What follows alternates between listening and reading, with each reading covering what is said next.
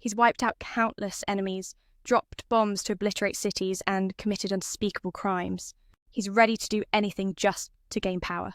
But one day, he suddenly reflects on everything he's done and is hit with guilt. The guilt gnaws at him as Otho is slowly falling into despair, when suddenly a voice promises him a chance to live again, but warns him that this time he must not make any more mistakes. Just a few seconds later, Otho opens his eyes and sees two people looking at him. Two people are looking at him. The man introduces himself. The man introduces himself as Genon, and the woman is Alice. They are Atho's parents. They didn't expect the newborn to understand what they were saying, but they couldn't hide their immense happiness at welcoming their newborn son. Otho slowly realizes that he has indeed been reborn as a baby. He and these two people are his parents. It's hard to believe, but he can't deny how well they take care of him. Overall, Otho feels quite satisfied, except that he's stuck in a toddler's body, with a big head babbling nonsense, and he can't even hold his pee. And ends up wetting himself is definitely not a 5-star experience. Not exactly the kind of 5-star experience one would wish for. But then, Otho witnesses something even crazier, when a power surge causes a massive rock to shatter. He's utterly amazed because after all these years, he's never seen such power before. This is clearly a miracle, and Genon is very proud of himself. Clearly a miracle, and Genon is super proud of himself. However, when he turns to wait for his family's praise, he clumsily lets a rock hit Alice on the head. Already worried about this happening, she rushes over to heal her husband and reminds him to tone it down next time. Even though he loves to brag, when he gets serious, his power is off the charts. Even though he loves to brag, when he focuses, while hunting, he can easily toss a pig away with one swing, thanks to his abilities. The hunting team has it much easier after that trip. Venom returns and is about to rush over to hug his family, but then remembers he's covered in pig blood, so he has to go shower first. Remembers he's still covered in pig blood. Otho has learned 2 lessons from what he just witnessed. First, this world is so dangerous that buying an AK at the supermarket is totally normal. Second, if he wants to live freely, he must learn how to fight. When Jenna returns, Alice says it's time for Otho to take a nap. Normally, Otho would be annoyed at being treated like a baby.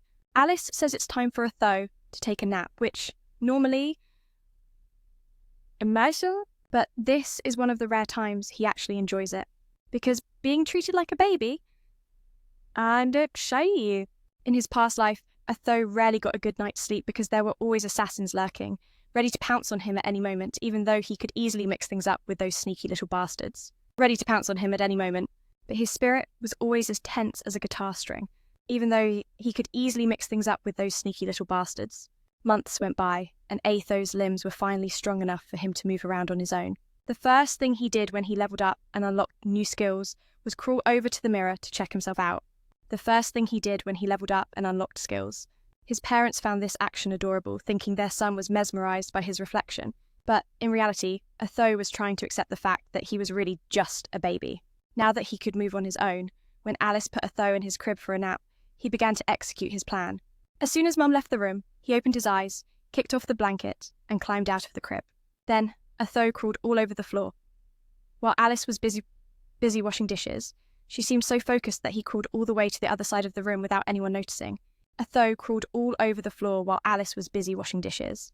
When he got there, Otho opened the library door and took out some books to learn more about this world. After reading, he discovered that these 6 places were called Decaton, divided into 3 kingdoms. The Kingdom of Dove, where dwarves live in vast cave cities. He discovered these 6 places were called Decaton, divided. The Kingdom of Eleonora, home to the elves living deep in the forests. Dwarves live in vast cave cities. And the Kingdom of Sapine, the kingdom of humans ruled by a king. The Kingdom of elves living deep in the forests. However, unlike in his old world, here the neighbours don't like to experiment with toy rockets in each other's gardens. Feeling unsatisfied, he grabbed another book and finally found the answer to why technology in this world was so underdeveloped. The main reason is the existence of magic. Humans can use magic by controlling the mana within their bodies. The main reason is the existence of magic. Although not everyone can use it, magic plays a crucial role in life in this world. Magic is divided into 2 main types. Those are enhancement and summoning. Enhancement magic is the process of circulating mana within the body, which grants the user strength, strong defense, and superior speed. Meanwhile, summoning magic allows the user to shoot mana outside to control any phenomenon they desire. That's all the info about the magic system in this world that Otho read about.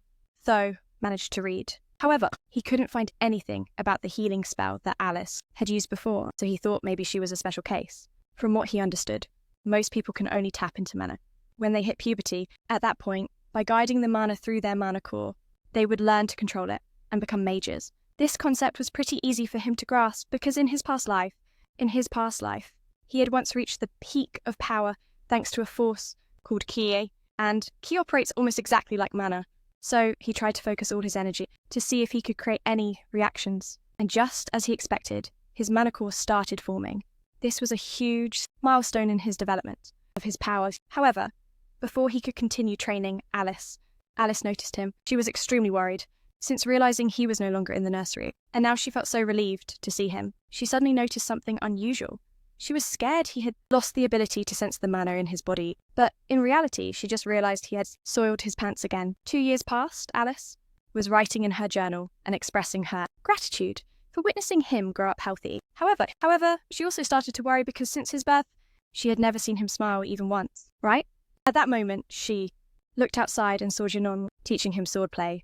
He seemed quite interested, but Alice was furious that Janon dared to let a 2-year-old wave around such a dangerous stick. He had already realized never to poke a mother's hornet's nest, so he decided to be super careful to avoid making her mad, so he'd stop doing these reckless things. Alice decided to take Arthur out for a stroll and introduce him to the town where they lived. Arthur was super excited about this trip because it was a great chance to gather practical information about the new world and also see many new items that he had never encountered before. The best part of the trip today was that Ike got to witness he just got hit with fire magic from a wizard up close. So this trip became super valuable for him by the end of the day. By the end of the day, his tiny body was completely worn out from all the activity. Even though he tried really hard to fight off sleep, Alice quickly scooped him up to get him to sleep. Even though this new life was a bit limited, he started to feel happy, living with parents who love him wholeheartedly. In his past life, he was tossed into life without even having YouTube to find tutorial videos. So he had to grow up in an orphanage and never felt love from parents. So this current life is truly a miracle for him. He fell asleep early on Alice's shoulder on the way back. Alice gently said she was so proud of everything he had learned. She noticed the times. He sneakily got out of bed to read books, and his excited expression when he got to go outside to explore the world that shows he has a strong spirit of adventure. Alice guessed he inherited that from his past life. Sooner or later, he would want to leave home to explore the new world, even though Alice wants him to live a peaceful life. But if that brings him happiness, then she will always support him unconditionally. The next day, he stood by the window watching his dad practicing outside. He was super interested, wanting to see magic applied in real life again. So he focused on every move his dad made. His dad started circulating mana in his body, and before long, the rocks began to float off the ground. To him, it seemed like the greatest thing in the world. But honestly, he found it a bit funny. This is Renon's summoning limit, because his specialty is enhancement. Renon uses magic most effectively when focusing on enhancing strength internally, rather than manipulating external elements. Witnessing his dad's power inspired him, and he wanted to train himself. But just as he was getting ready to climb down to train, Alice showed up and said it was time for bed. But he couldn't say anything, so he started whining and fussing as he walked by through the bookshelf he usually reads. But Alice said it's bedtime now, not reading time. Usually, he would have given up by now, but this time, he learned the secret technique of being a needy little brat. Needy? He's gotten pretty good at it. The adorable, deadly charm of a little baby. And even though Alice still wanted him to sleep, in the end, she softened up and let him read a little longer. When he was all alone, by himself, he started practicing with his core. For 2 years, he had gradually gotten pretty good. By absorbing the mana fragments inside his body, he created his own mana core. Even though this process was incredibly tough, it was totally worth it. Now, just a little more effort, and he could cast his first spell, but he underestimated his own power and accidentally caused an explosion that destroyed Alice's house. And Jenny was outside at the time, and the blast was so strong it badly burned Jenny's back. But luckily, they were both okay, however. They were horrified to realize he was still in the house when the explosion happened, so they immediately rushed in to find him. There was no way a little baby could survive an explosion like that. But when they rushed to the library, they were shocked to find he was not only alive, but he was also the cause of the explosion. He was just about 3 years old, and normally kids have to be at least 12 years old to use magic. Yet here he was, almost mastering mana and standing there. He had this proud look on his face as he stared at his parents. But he forgot that the house was collapsing. So when 2 beams from the roof fell right on his head, he couldn't react in time. He tried to run away, but a little kid's legs just couldn't handle the slight weight. To escape, oh lucky him. Alice and Jenny rushed in to save him just in time. Alice shielded him with her body while using magic to lift all the debris and saving both of them. He cleared all the debris and managed to save both mother and child. He stood there, stunned. This is the first time someone's risked their life for him. Alice sighed in relief when she saw her child was still safe. So, she burst into tears. But he still wasn't used to having someone who truly cared about him. So, when he saw Alice crying for him, he started to cry too. He had never experienced such feelings in his past life, because he was expected to become a tyrant, and some idiot once tried to assassinate him. After he got caught, the whole council gathered to sentence him for attempted murder. Not only that, they also planned to imprison his wife and son in the castle. Love interests. Somewhere in the extremely cruel prison. In other words, they would be tortured and used as test subjects for the story. Is that clear enough? The man turned and pleaded with him to spare his family, because they didn't deserve to suffer for his crimes. As a compassionate leader, he decided to turn him to gold right then and there in his past life. That was just another ordinary Monday for him. But now, he dedicates his Mondays to training with Dad. Venom wants him to try training with boxing gloves. But he had experience from a lifetime of swordplay, so he wasn't planning to change his main weapon, because he was determined to use a sword. So, Venom also took out a sword for a duel. Seeing this, he realised Alice recognised Otho. He always did. So, he started considering finding a real master for Otho and went inside to talk to Alice. She immediately opposed it, because she didn't want to send Otho to a strange town just for schooling. They had talked about this before. Venom would teach Otho to fight, while she would teach him magic. Venom would teach Otho to fight, and she would teach him magic. But Venom pointed out that during practice, Otho had broken his mana-infused sword while still just a kid. If he could do that at this age, who knows what he might achieve in the future? Venom thought it was important for Alice to educate Otho properly. Alice couldn't deny Otho had extraordinary talent, but she still didn't like the idea of him living alone at the school in the city. So, she and Venom argued back and forth for a few minutes. They argued back and forth for a few minutes because it was going nowhere. Otho started to get bored watching them argue, so he said, "If my parents come with me to the city, I can have a teacher without you two worrying about being away from me." They had never thought of that option, but now all problems were solved. So, they thought it was a brilliant idea. Right away, the whole family started packing. Immediately, the whole family began to pack. The next day, the carriage arrived to take them to the city. They would be travelling with a few old friends, and Otho realised they were the ones who helped Alice and Jenny rebuild the house after he accidentally turned it to gold. Alice and Jenny rebuilt the house after he accidentally turned it to gold. They were all members of an adventurer team called the Leaders. Adam introduced himself to Otho. Angela also introduced herself, practically squishing her fruit basket against him so hard he almost couldn't breathe. Practically squishing her fruit basket against him. Alice happily watched the scene unfold as if she were watching a play. Luckily, just before Otho passed out, a short guy stepped in and pulled him away from Angela while introducing himself. Just in time pulled him away from Angela, while also he was much nicer and simply waved hello to Otho. At that moment, Otho noticed a girl standing on top of the carriage. She clearly was just trying to show off, as there was no reason for her to be standing there right now. She didn't say anything, so the others introduced her. Her name is Jasmine. The last member of the group is Helen, who is also an archer. So the others introduced her. Her name is Jasmine. After the introductions were done, the group got ready to hit the road. They all climbed into the carriage and set off. On the way, Alice asked Otho if he was excited about his first long trip. Otho replied that he was, but deep down he was annoyed by how backward this world was. Here, they still used horse-drawn carriages, while in Arthur's old world, he used to own a whole fleet of flying cars, and could use them whenever he wanted. While in Arthur's old world, after nearly a day of travelling, the group decided to stop for lunch and set up camp. But, just as they settled down, they were attacked by a pack of wolves. However, this pack of wolves was pretty dumb. They didn't bother to surround them, and just charged straight in, getting chased off by the adventurers in no time. Otho felt quite excited, because this was his first real experience of fighting in this world. He aimed to become strong enough soon, so he could face threats like this without needing help. Since they now had a ton of wolf meat. The group decided to feast on it for dinner.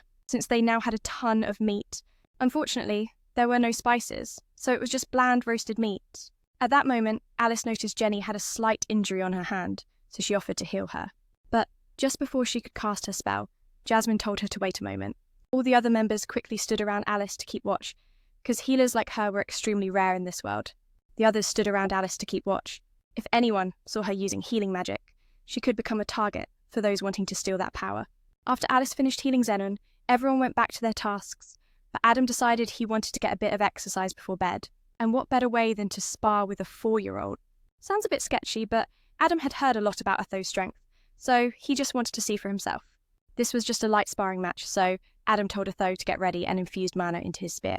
Otho did the same. When the match began, Otho channeled mana to his feet, so just as he was about to collide with Adam, he vanished and appeared behind his opponent. This could have been the perfect opportunity to attack, but the kid's short legs caused him to lose his balance and slip, giving Adam time to turn around. The two started fighting, but it seemed like the budget for the animation on this part was totally drained.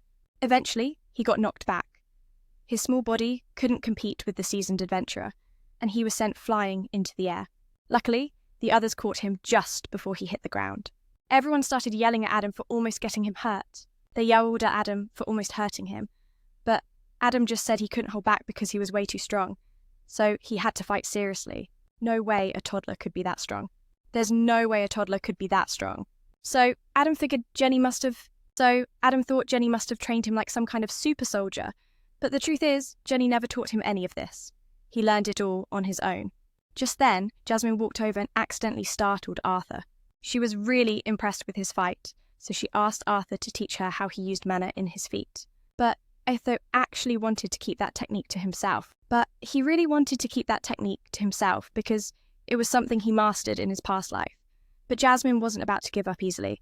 Just looking at her eyes, he knew if he didn't teach her, she would pester him forever. Just looking at her eyes, he knew that if he didn't teach her, she would stick around until he gave in. So he figured he might as well teach her. The next morning, the journey continued as planned. On the road. Along the way, the group took several breaks to relax. During those breaks, Adam taught Otho some basic lessons about spear techniques, while Helen showed him how to use it. After just a few minutes, Otho grasped the basic technique. Even though the only weapon he had ever used in his past life was a sword, these lessons were incredibly valuable. And because he learned so much from them, he decided to teach Jasmine his technique. He explained that if she wanted to significantly increase her speed, she should channel her mana into her legs and use wind magic at the same time. After watching him perform once, Jasmine was able to perfectly replicate it. A little while later, while he was reading a spellbook in the carriage, Jasmine was sitting there, just quietly watching him. In the carriage, Jasmine was sitting there too, and it wasn't just by chance, because she kept finding ways to get close to him whenever she could. The next morning, Jasmine gave him a knife as a thank you, thanking him for teaching her the acceleration technique. Clearly, she really valued him, since Jasmine was the kind of person who hardly ever initiated conversations with anyone. A few minutes later, everyone got back in the carriage and continued the journey. But while he was reading, suddenly the carriage was blocked by a gang of bandits. They surrounded the entire caravan, leaving no way to escape. The leader of the bandits ordered to capture women and children to sell them into slavery. So, the bandits rushed in, and the group of adventurers immediately charged in to fight to protect everyone. If it was just about strength, the Twin Horns team and Xenon were definitely stronger than each bandit. But there were too many enemies, and if the battle dragged on, they would definitely be overwhelmed suddenly. Danon was thrown inside the carriage by Tay and was seriously injured. Alice wanted to run over to heal him, but Xenon told her not to get close because if the bandits knew she had healing magic, they would target her. Instead, he told Otho to take Alice and run as far away as possible. Otho didn't want to leave Danon behind, but when Danon explained that Alice was pregnant, he understood right away. Protecting her was the top priority. When Renon signalled Otho to prepare magic to run away with Alice, Renon charged in to block the bandits. He was determined not to let them chase after Otho and Alice. The leader ordered his subordinates to chase after the two, but Danon confronted him head-on. Last time, Danon got beaten up, but this time he was fighting for his family, so he wouldn't easily fall. But this time, he was fighting for his family. Meanwhile, some weaker bandits tried to get through to pursue, and Otho was doing everything he could to get Alice to safety. Ironically, in his previous life, Otho only knew how to live selfishly and never cared about others, and now he had to run to protect the most important person to him. After a few minutes of running, Otho thought they were far enough, but he was wrong. On a nearby cliff, a bandit who could use magic was watching them. He suddenly used wind magic to attack Otho, who didn't notice right away, and by the time he realised, it was too late to block the attack. He only had time to push Alice away while he took the full force of the impact that sent Atho flying off the cliff. With a kid's body, falling from that height is basically a one-way ticket to Mum's cooking, for sure. Falling from that height is definitely a one-way ticket to Mum's cooking, no doubt. But if he has to die, he won't go down alone. While falling, Atho pulled out the knife Jasmine gave him and threw it at the robber. The blade sliced past him and the cord wrapped around his ankle. Thanks to that, Atho dragged the robber down with him to their ultimate demise. He managed to drag the robber down with him to their ultimate demise. The adventurers tried to use magic to save them, but it was too late. He fell too deep, and they couldn't reach him anymore. Atho was face to face with death as he fell. He fell too deep, and they couldn't reach him anymore. He thought back on his life. Even though death was near, Atho felt strangely at peace because he knew he had protected his family. Now he understood why in his previous life, a man risked everything to protect his family till the end. Atho didn't hesitate for even a second when he chose to sacrifice himself to save Alice. Even though he had no regrets, he still wished he could live just a bit longer to stay with them. After that near-death fall, Atho somehow managed to escape the river and crawl into a cave. However, he encountered a monster so terrifying that he started to regret choosing to take refuge here. Atho tried to ambush the monster to increase his chances of survival, but it simply swatted him into the sky and told him to calm down. It explained that it wasn't a bad guy. It's nothing, I just want to be friends. Back then, Ed believed that, and when he opened his eyes, he found himself in the orange zone. So Ed thought its credibility was only 55 out of 100. Either stay at the edge or get out early. Just 55 out of 100, either stay at the edge or get out early. Anyway, Atho was badly injured, and if he didn't eat something, his wounds wouldn't heal. His wounds wouldn't heal if he didn't eat something. The monster started picking fruits growing on the cave wall and told him to eat them. Picking fruits from the cave wall and telling him to eat. But he had no idea what kind of normal fruit would grow out of a wall like that. So he planned to get up and find a way to talk and leave this place. However, just then, his wounds flared up. He heard a crack and started crying like crazy. The monster comforted him, telling him not to cry because he was still alive. Just surviving that fall was already a miracle. Atho had a lot of questions to ask. But the monster said if he didn't eat those fruits first, he couldn't ask any questions at all. At first, Atho hesitated a bit, but after taking the first bite, he realised these fruits were legit and actually pretty tasty. After stuffing himself, he turned to the monster and asked if it knew how his parents were doing right now. He asked how he was doing, and the monster responded. The monster said it couldn't leave its cave, so it couldn't check, but it had a special ability that allowed it to observe from very far away. From afar, it created a screen and showed him a scene of his parent. It created a screen and showed him that his parents had successfully wiped out all the bandits. So they were still alive and safe, and he couldn't be happier to hear such good news. So they were still alive and safe, and he couldn't be happier to hear that. He thanked the monster for letting him know his parents were okay, and since he knew he would have to stay here for a while, he decided to be friendly with it. The monster's name was Sylvia, and she turned out to be really kind. For the next few days, he stayed there, eating and resting until his wounds healed. Throughout that time, Sylvia took care of him and kept an eye on him. When his body had healed, he wanted to go home immediately. But according to Sylvia, if he went alone, he wouldn't last on the way back. The cave he was in was located at the edge of the elf tribe's forest, and this area was full of strange, magical beasts and unscrupulous bandits that he couldn't handle at all. But that didn't mean he would be stuck here forever. Sylvia had the ability to open a spatial rift. Sylvia could open a spatial rift, so she could take him back home, or at least to a safer place than this forest. However, creating that rift would take a lot of time. But to create that rift would require a lot of time, so he had to wait. With nothing else to do, he picked up a branch and started swinging it around to practice his sword skills. More days passed, and although he had started to grow fond of Sylvia, he still didn't know much about her. All he knew was that Sylvia looked really scary and seemed to be running away from something, but she was also very nice. After finishing his sword practice, he sat down on a rock to start practicing mana control. Sylvia was very impressed that a kid as young as him had a mana core, but she was sure he had never been taught how to use it properly. Sylvia raised her hand, and immediately a large amount of mana began to gather in her palm. Arthur was amazed because Sylvia could cast spells and gather mana at the same time. That technique was really difficult, and if he mastered it, there was no doubt he would become incredibly powerful. However, before Sylvia agreed to teach him that technique, she wanted to ask him, what did he plan to use that power for? He had never really cared before, but now recalling how his family and friends almost got wiped out by the bandits, he replied, I will use that power to eliminate anyone who dares to harm my family. But Sylvia was not satisfied with that answer. She lightly tapped his forehead, just enough to knock him back, then said, I will never teach my techniques to someone with that mindset. With just a touch, she could easily smash his skull. or she could just gently tap him. She asked, "Which one do you want to choose?" Of course, he didn't want to die, so he chose the gentle tap. His life would be a series of endless, meaningless loops filled with hatred.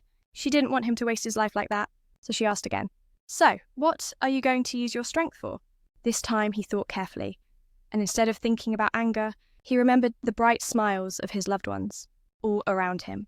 Finally, he replied, "I want to use my strength to protect the ones I cherish." Sylvia seemed to like that answer a lot more. Meanwhile, outside the cave, there was a monster that looked a lot like Sylvia, tracking her scent. And it seemed like it was closing in, flashing back to the past. He once was a king in the old world, but he didn't have full control. The real power was held by the senators. He was nothing more than a war tool, only valued whenever they needed him to get their hands dirty. It was brutal and decisive, but he had never felt so in love with life.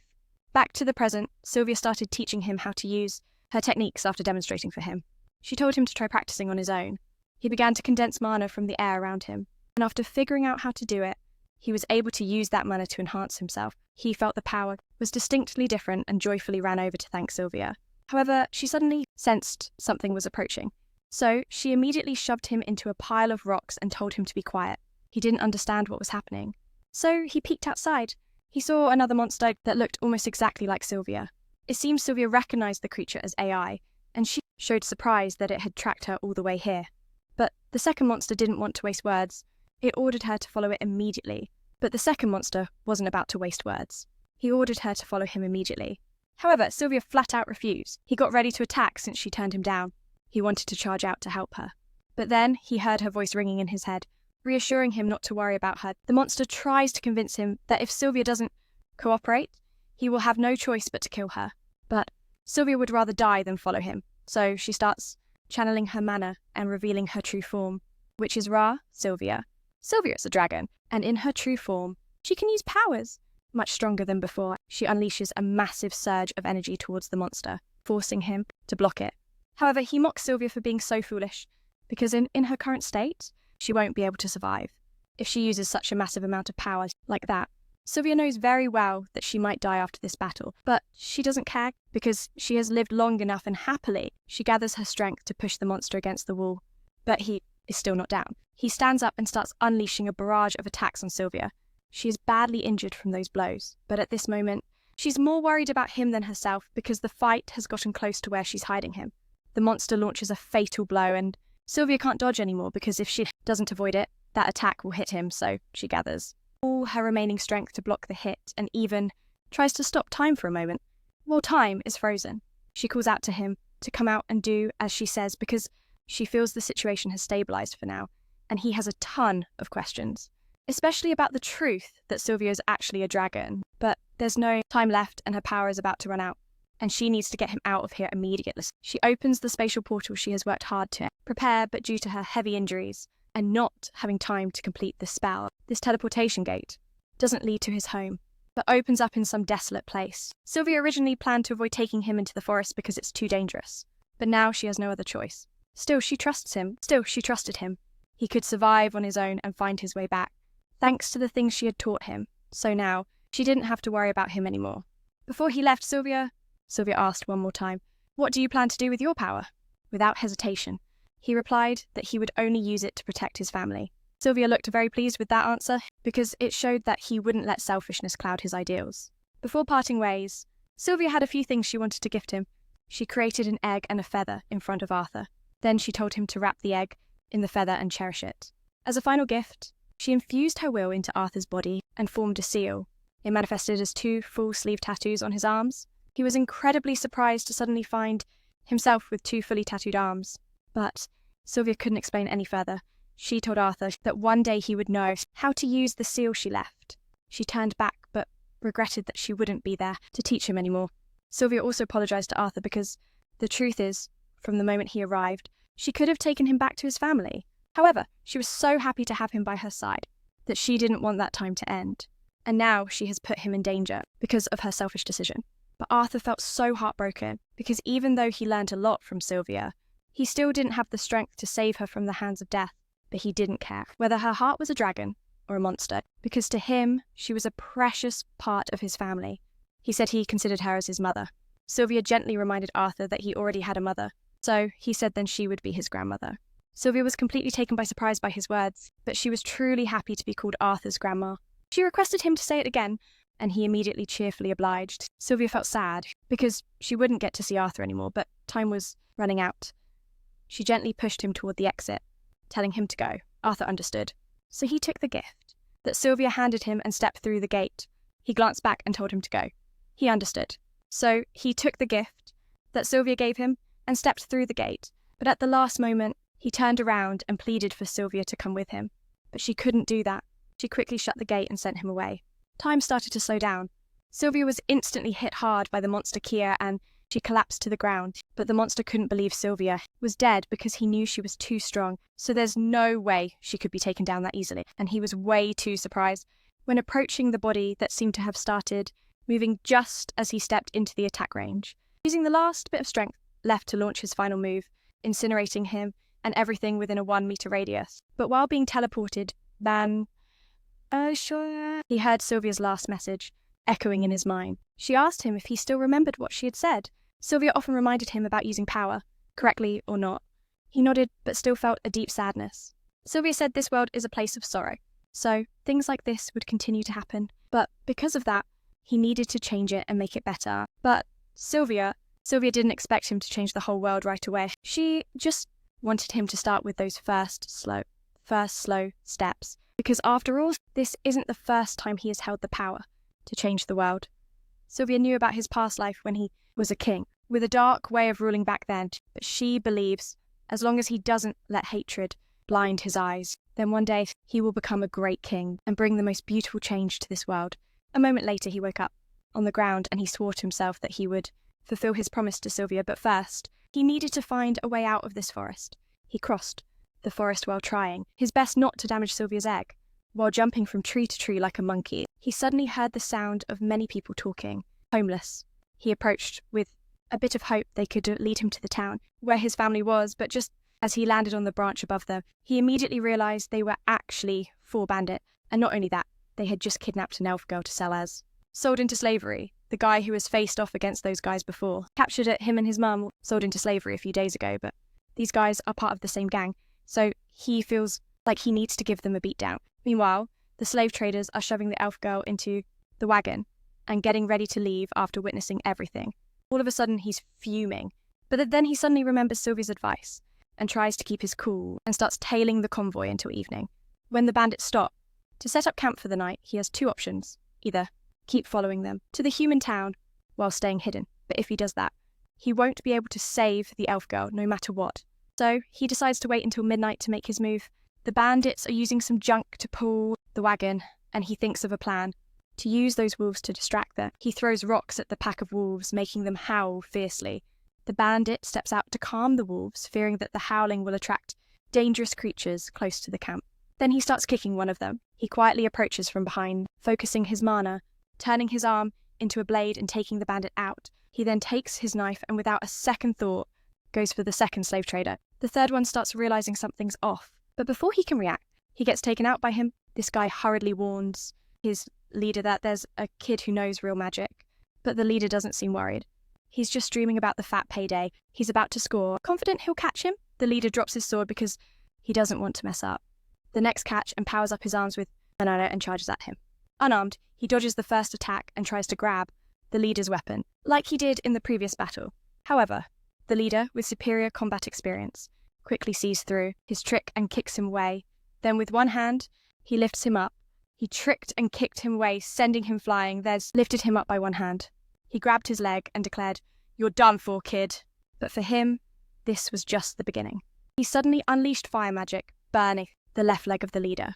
He went totally berserk and declared he would deal with him and sell his body to some weird collectors. While the robber was busy monologuing, he used a fishing line to throw the knife, piercing his forehead. And guess who had to aim at the naked chicken first? The third robber was still alive and begged him for mercy, promising to atone for his crimes. But he knew all too well that losers don't get anything. They wouldn't dare to ask for mercy. Plus, he couldn't leave any witnesses to expose what he just did, so he also made sure the third robber would meet his end too. He then stepped into the carriage, removed the blindfold from the trembling elf girl and reassured her She could safely go back home now. The girl didn't understand what was happening at all, and looked worried when she saw him, covered in wounds. He understood that kids weren't used to such a brutal scene, so he quickly covered up the corpses of the robbers, before she could catch a glimpse. He lied that the bad guys had an accident and were taken away by the king of hell, and since she was still a child, she immediately sought out him to gather some useful items for the journey ahead, and prepared to leave, but the elf girl held his hand and begged him not to leave her all alone in this dangerous forest. She recounted how her parents used to tell her about the spirits that dwell in the trees, in this forest, and the child-eating monsters. In reality, adults told those stories just to scare kids to go to sleep, but she was still scared no matter what. He realised he had no choice but to take the elf girl back to safety. She was using all her wits to tell him her home was. He asked her why she got kidnapped, and she explained she got lost in the forest. While chasing after some butterflies, he wasn't too surprised, since he had guessed the reason would be something like that. After all, he recalled in his previous life, when he was a kid, he had been held captive too. He didn't want the girl to suffer a similar fate, so he agreed to escort her home, but the little elf girl doesn't want to keep using the carriage to move, because she thinks that if she's kept too far from her natural habitat, they will lose her. Brave, she unties the ropes for the wolves, and they silently go deeper into the forest, returning to where they belong. The boy feels happy because he is saved, such a kind girl, and he becomes even more determined to get the girl home safely. The next morning, the two brave kids begin their journey walking through the forest. The boy finally asks the elf girl's name. The girl introduces herself as Tessia. Then she asks for the boy's name, and he replies as they continue walking. The boy guesses that Tessia must be hungry, so he offers her some food and tells her to sit down and eat. Whether she's hungry or not, insists she should eat to have the energy to keep going. This moment makes him remember Sylvia. She once told him to eat even when he's not hungry, saying he needs energy to continue, not to keep going without it. The boy realizes he's echoing her words and bursts out laughing. It's no surprise that if someone stays with AI for too long, they'll unconsciously pick up their way of speaking and their habits. After serving the meal to Tessia, the girl wrinkles her nose, complaining about the food having a strange smell. The boy thinks to himself that he saved her and gave her food, and now he's getting complaints. Kids these days. He says he'll add some leaves to help with the smell. But Tessia still doesn't find it tasty. The boy realizes he never really had a proper childhood. For him, meals are simply about refueling, not for enjoyment. Looking at Tessia, he begins to understand what childhood is and, in the end, what it truly contains. The girl whines for sweets. But in the middle of the forest, finding sweets is pretty much impossible. You don't believe me? Their journey continues, and honestly, it's quite fun. The boy asks about the town Tessia is from, and she points him to the mana stream she follows, saying that back home, mana is very abundant. She eagerly talks about how she can't wait to unlock her mana to be able to study with her master. The boy is quite surprised, as he didn't know that elves also have schools. But when he asks her again, Tessia seems to not quite understand his question. Mana was unlocked so he could study with his master. He expressed surprise. After all, he didn't know elves had schools too. But when he asked again, Tessia seemed not to understand his question too well. They continued walking until it got dark.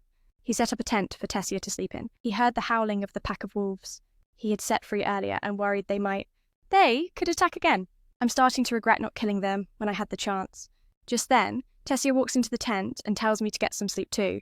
But as the responsible older brother, I insist on staying outside to keep watch.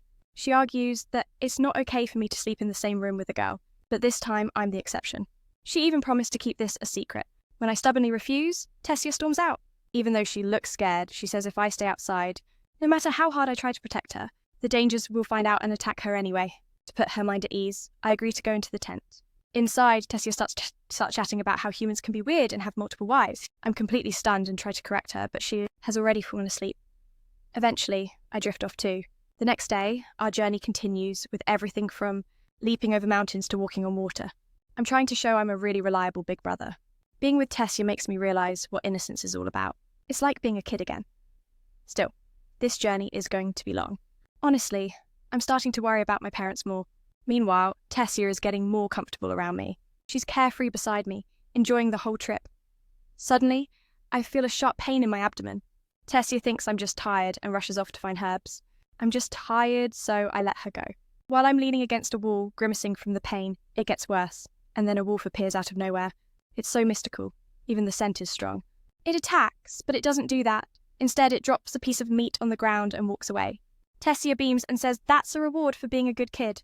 They cook the meat, and as soon as Tessia takes her first bite, she's overjoyed. It's way better than that weird dish I made the other day. When a kid sees good food, they appreciate it and cherish it. When I finally taste it, I understand why kids love sweets. I get why kids love sweets. It's really attack. But it didn't. Instead, it opened its mouth, dropped the piece of meat on the ground, and walked away. Tessia beamed and said it was a reward for being a good kid. They cooked the meat, and as soon as she took the first bite, Tessia was overjoyed. It tasted way better than that weird dish he made the other day. When a kid sees good food, they happily savor and appreciate it. When he tasted it, he finally understood why kids love sweets. He understood why kids loved sweets, because it's really, really delicious, to the point that he wished he could have eaten stuff like this when he was little. Tessia said she actually couldn't find herbs, just mushrooms, because the women in her town often ate this kind. He let his guard down and tried it too. Luckily, it was fine. Otho let his guard down and tried it too.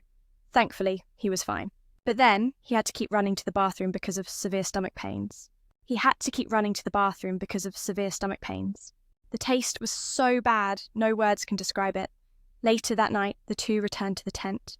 Otho was exhausted and stressed, just wanting to sleep, but Tessia was still full of energy. She kept talking about the humans and the dwarves she read about in her childhood, and her dream of meeting them. But she said she couldn't because she had heard that humans were terrifying, so she didn't know what to do.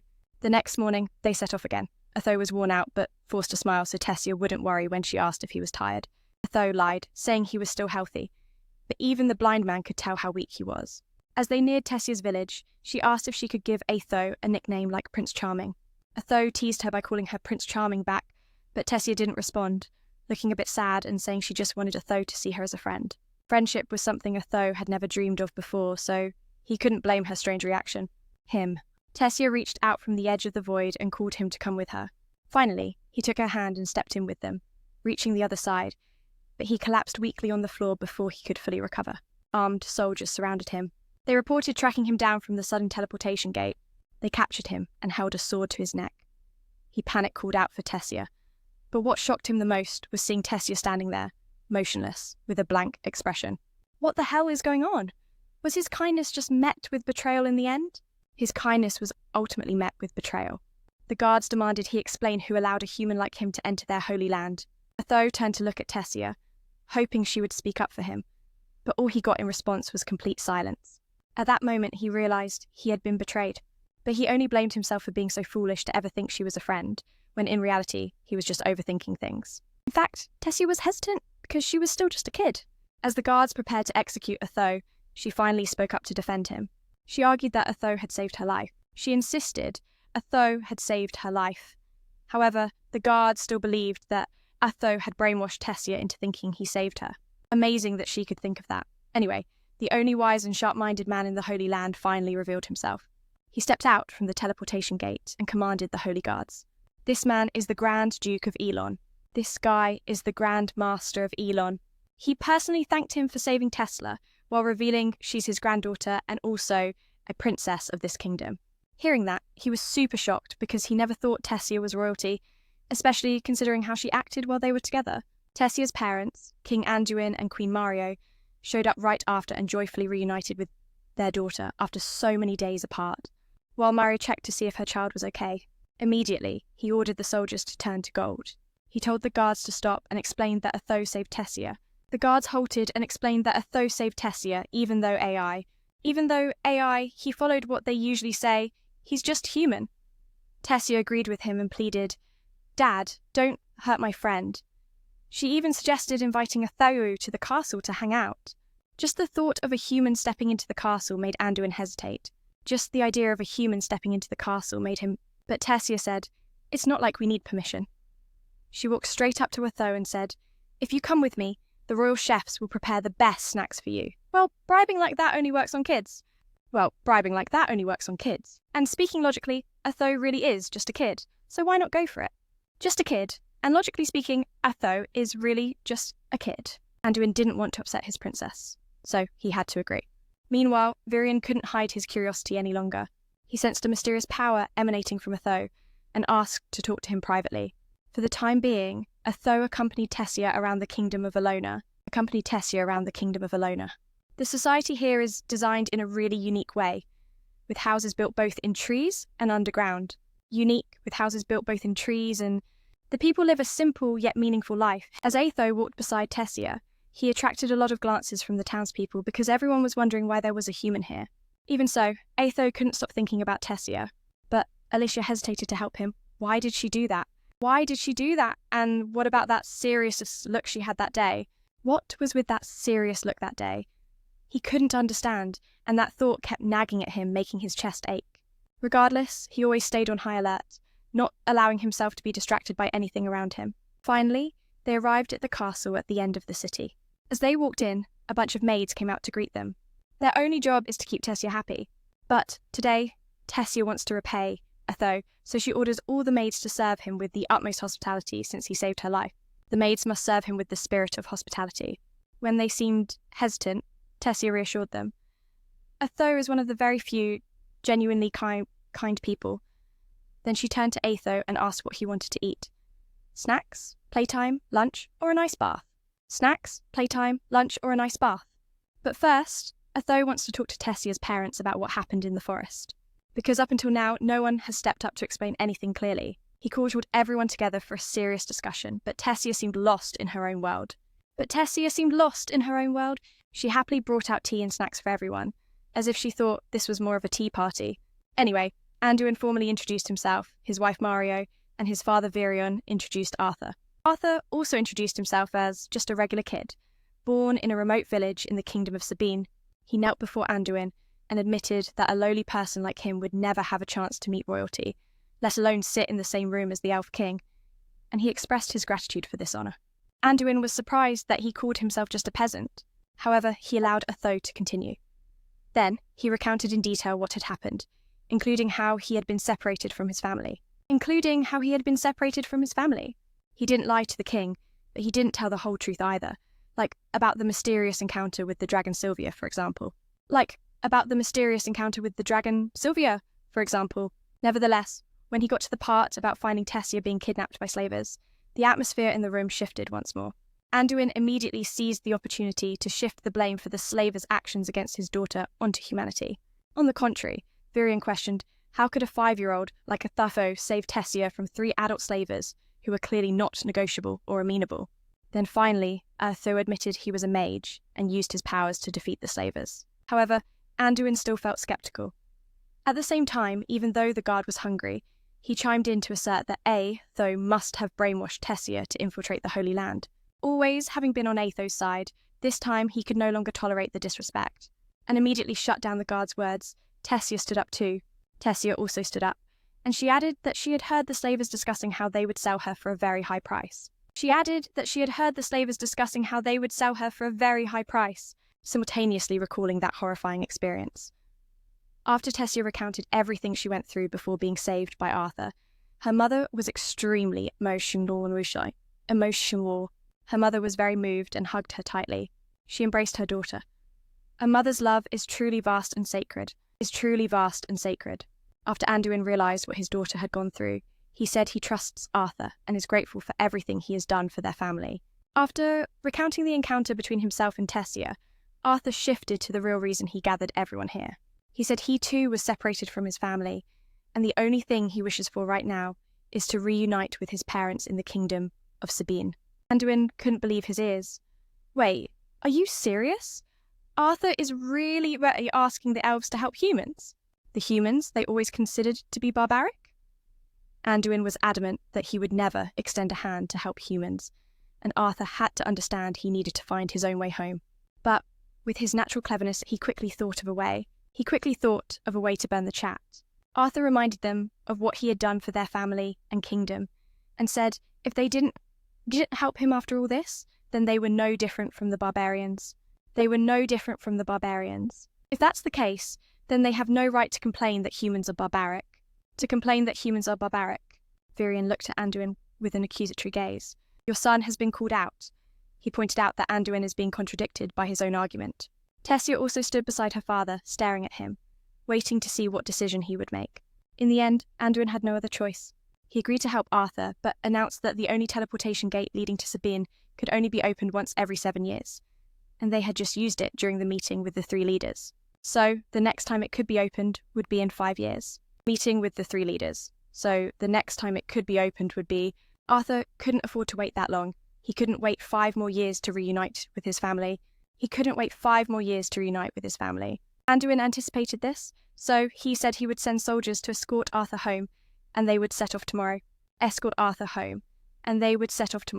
But suddenly, his manacor throbbed painfully. He tried to leave the meeting and go take a shower to relax. The pain didn't subside. Even after Arthur finished showering, he clutched his chest, wondering what was causing this pain and how to alleviate it. He thought of Sylvia and wondered what she would tell him to do in this situation. To alleviate it, he thought of Sylvia and wondered what she would tell him. But unfortunately, there are still no answers at all. He strolled around the palace, and the fresh air helped ease the pain a bit. He walked around the palace. Arthur thought about his parents and remembered to ask them why they let him get killed. The palace and the fresh air helped ease the pain, wondering if they were still alive. But then he reminded himself that his parents were too strong to fall so quickly. So they must be fine.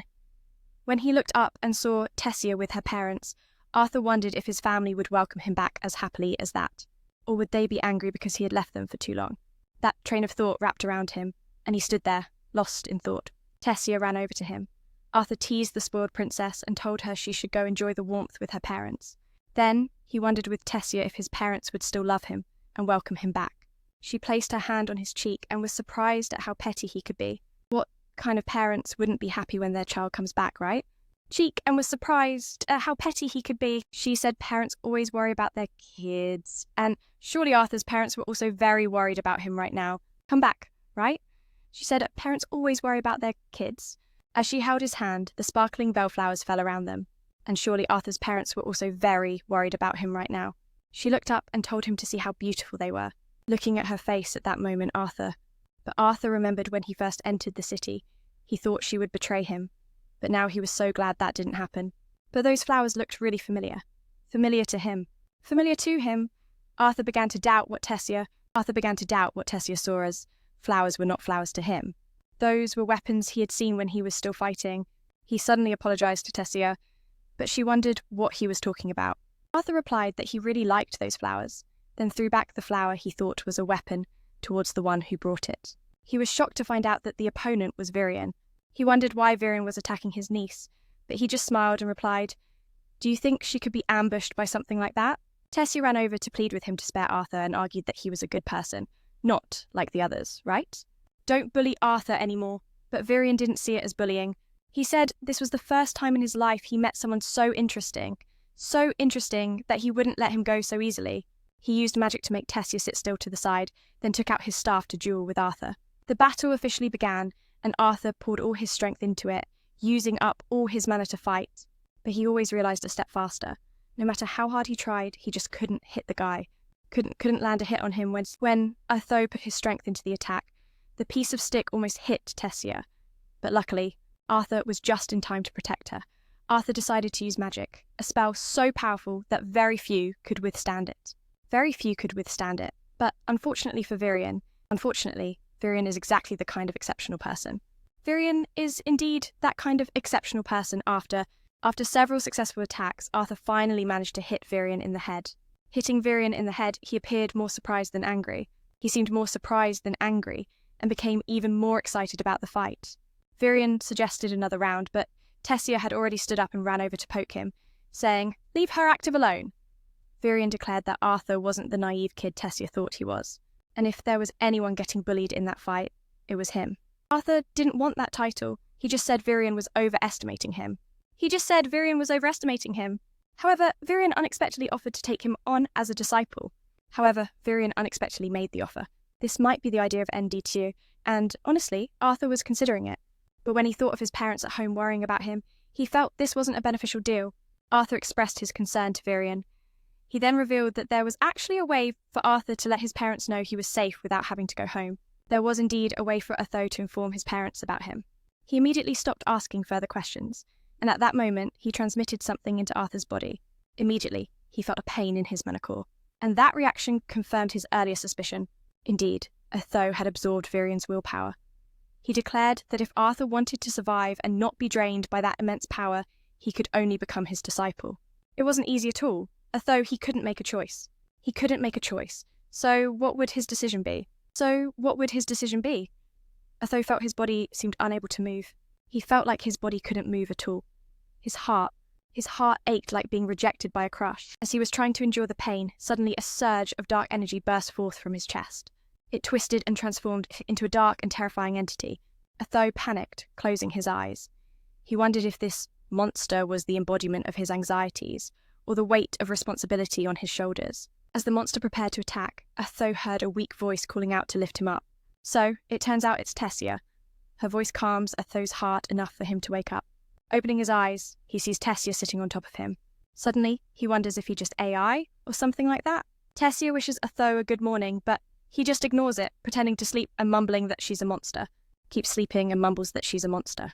Just kidding a bit, Tessia informs Atho. Atho knows her grandfather is waiting for him outside, but he doesn't care. So she has to drag him out and tell him to hurry up and fix his bird's nest of a hairdo. Tessia asks him if he really plans to stay here. Atho politely replies that he hasn't decided yet. Tessia is seriously getting tired of how formal Atho keeps talking. Even though they're friends now, she pinches his side. She tells him she'll be super mad if he keeps calling her princess like that. But Atho teases her, saying she's already mad, so he wonders how she could get any madder. After getting ready, Atho and Tessia step out of the castle and see the carriage waiting. Anduin is trying to persuade Virion not to let Arthur stay here. Both Anduin and his wife Mario have a serious bias against humans, of course. But Virion isn't listening. According to him, he gets in the carriage and clearly states that he likes Arthur. His decision is as solid as a rock. It's as solid as a rock. Tessia hears this. Tessia hears Anduin's words and once again steps up to defend Arthur. She tells them they should let him stay because he saved her life. Anduin admits he is grateful, but not enough to let a human pollute their holy land. Virion is too tired of Anduin's feelings, so he cuts off his stubborn son's voice. He cuts off his stubborn son, who should be the one with the highest authority as the king of this land, and tells both Atho and Tessia to get in the carriage right away. Not long after the carriage leaves for an old friend's house of Virion, Tessia starts to doze off on Atho's shoulder. Virion tells Atho to let her sleep. He says she had to wake up early today because this is an important day that will decide Atho's future. Virion sighs when he mentions his granddaughter and says Tessia has always lived in solitude until now. The only reason she doesn't have friends is that anyone who approaches her has their own agenda. That's why Tessia always keeps her distance from others. Hearing this, Atho realizes why Tessia gets mad whenever he addresses her formally, like, Your Highness. Tessia only smiles when she's with Arthur, and that's why he's very grateful that Arthur is her friend. He also mentions that Tessia only smiles when she's with Arthur, and that's why he's really appreciative of Arthur being friends with her. In that moment, he realizes Tessia truly cares for him, and he understands Virion is a very kind and thoughtful old man. In that moment, he realizes Tessia really cares for him, and he also understands that Virion is a kind and thoughtful old man. From that moment on, he decides to fully trust him. Not long after, the vehicle stops in front of a house. The house looks like Frodo's from The Lord of the Rings. Atho wonders who owns this strange house and how important that person must be for the Emperor to come meet them in person. He bangs loudly on the door, calling his friend an old witch. But when no one answers, he presses his ear to the door to listen and gets flung back by the door. Then, a woman's voice yells that she heard him loud and clear, and he doesn't need to shout like that. Her name is Rhynia. According to Rhynia, she is a special sorceress who can actually do magic. Hearing this, Atho feels very happy and says he feels honoured to meet someone like Rhynia. Rhynia is quite pleased with Atho's politeness and invites all three of them inside. They walk inside as Atho. Upon entering, Atho looks around but sees nothing except a bucket of water. At this point, he can't help but wonder how Rhynia can help him contact his parents when there's no communication device in the house. There's no communication device, Rhynia explains. Rhynia explains that she is a sorceress who can see fragments of memories from the past and future of others. She tries to demonstrate her powers to Atho, but surprisingly, she can't see much and exclaims that Atho is indeed a special person. Atho tells Rhynia he doesn't want to know the future. He just wants to let his parents know that he is still alive so they don't have to worry. Rhynia agrees. She tells Atho to look into the water in the bucket and focus on thinking about his parents while she uses her magic. And just like that, Atho starts to see. Just like that, Atho starts to see. He sees his mum and dad having lunch together, still very sad about his disappearance. Sad about his disappearance, they even mentioned that today is his birthday. Today is indeed his birthday, and both Alice and Jay remember. Both Alice and Jay recall the tragic accident that took their child that day, and they still can't ease their pain, even after moving to the city, where they now work for the city's security forces, while Alice stays home, taking care of herself and the baby on the way. As they both cry for Atho, he finally speaks up. Atho announces that he is still alive and doing well, currently in the land of the elves. And he's doing well, currently in the land of the elves. He explains that he is contacting them through special magic, while also saying he can't return just yet because his body still has issues that need to be healed. However, Atho earnestly hopes his parents won't worry. He promises he will be okay, and pleads with them not to blame themselves for what happened that day. Wrapping up the convo, Atho says he loves his parents a whole lot. Alice hugs the rope tight, bursting with happiness when she finds out her son is still alive. He doesn't want her to see his parents in such pain anymore. He doesn't want to see his parents in such a state of suffering. So he vows to get super strong to protect them, and he begs Virion to take him on as a disciple. Arthur's determination to train isn't easy, especially when Anduin and Mario are still not cool with him staying. Living in the Elf City isn't exactly exciting. So, Virion and Tessia keep chatting with Anduin. Tessia tries to convince the guy her dad is refusing, who has saved her life twice. Twice, actually. So, if they keep insisting on not letting him stay, that means they're setting a precedent for the elf Leighton to seek revenge. So, if they keep insisting on not letting him stay, but Anduin just thinks that's nonsense, he says he has to put the interests of the people first. He fears the people won't accept Atho as a disciple. Virion also chimes in. He's never taken anyone as a disciple. So he says if he's chosen Atho, he really believes that Atho is a good person. Torn between his feelings for his dad and daughter, Anduin finally agrees to let Atho stay. However, he's still worried about whether the people will accept Atho. He asks Virion, what if something goes wrong? Then who will be responsible? So who will take the fall for this? Virion doesn't hesitate and immediately takes responsibility. After that, Anduin and Mario go outside to welcome Atho. Anduin stands in front of him and admits, I was way too harsh when you first came to the city. He continues, clearly, the fault isn't with Atho, but in how they view humanity. Atho notices the change in his attitude. He used to hate Atho's presence, and now he's happily welcoming him. Then, Anduin shakes Arthur's hand to show goodwill. But Tessia has a better idea. She challenges her dad. If he's really happy that Arthur is staying, then let her take him on a tour of the city. Anduin has nothing to lose now since everyone has already spread the word about Arthur staying in the city. The news that Atho will stay in the city, so he agrees. Tessia happily grabs Arthur's hand and leads him all over the city. Agreeing, Tessia happily pulls Atho's hand to take him around the city. She introduces him to the lovely locals here. This is the first time Arthur has been.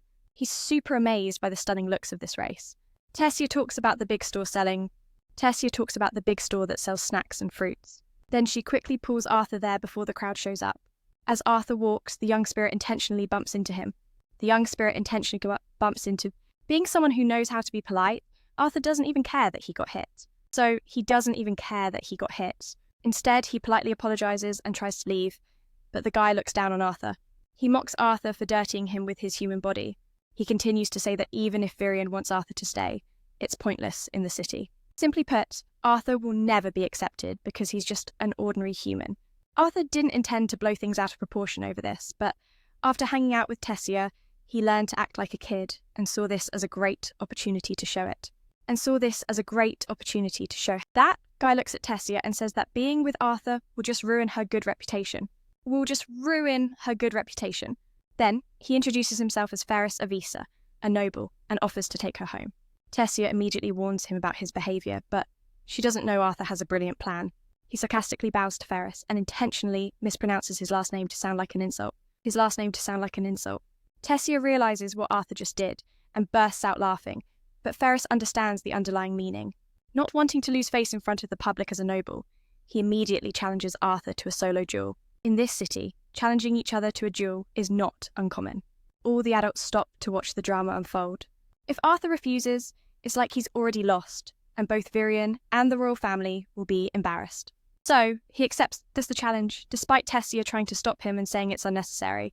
With wide eyes, Tessia isn't surprised since she warned Ferret, the one he's going to fight, isn't weak. And because Ferret didn't listen, now the consequences are on him. She grabs Arthur's hand and tells him, "Run!" Then he happily follows her.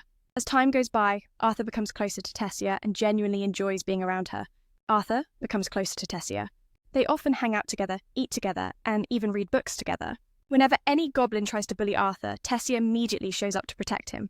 After a day of usual fun, standing by the railing, she chats with Arthur. His training will start the next day, and she asks how he feels about it. "You look kinda worried," so she straight up asks, "Are you unsure about something, or do you not want to train anymore?" Otho recalls the earlier convo with Virion. Back then, he reminded himself that he was in a foreign land, with no family or friends to rely on, so he couldn't lean on the AI at all. However. He still decided to stick around and learn here. Virion warned that the training would be no walk in the park, and it would be tougher than anything he's ever faced. No walk in the park, and it would be tougher than anything had ever faced, but if he tackled every challenge, his future would be bright. Kieran gave Otho another chance to back out, but he insisted he really wanted to continue, so Kieran told him to temporarily forget the pain in the manacle. Kieran gave Otho another chance to back out, but he confirmed. At that moment, Otho looked at Tessia excitedly and said he was really looking forward to training tomorrow. Told him to temporarily forget the pain in the manacle. He expressed that he had gone through a lot of hardships, having fought alongside his father. No matter what he had experienced before, it couldn't compare to the path he was choosing now. But he was determined to start over and believed he would definitely become stronger. Tessia also raised her hand and said she would do her best. He asked in surprise, "Do your best at what?" And she laughed, replying, "I'll always try my hardest so you don't get ahead of me and so I can compete with you." They both held hands, determined to move towards the light. The next day, training began. Otho stood before Virion as he introduced what awaited him ahead. As he started practicing, Otho reminded himself that life in the Elf Kingdom was definitely moving faster than life outside.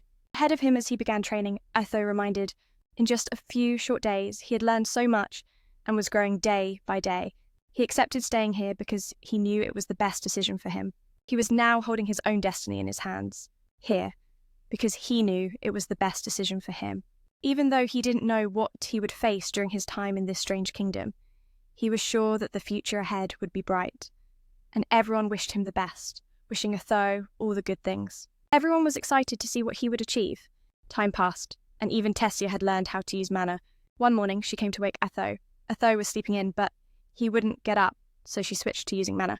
Sure enough, Otho shot up and yelled. Then he asked, "Why couldn't you wake me up gently?"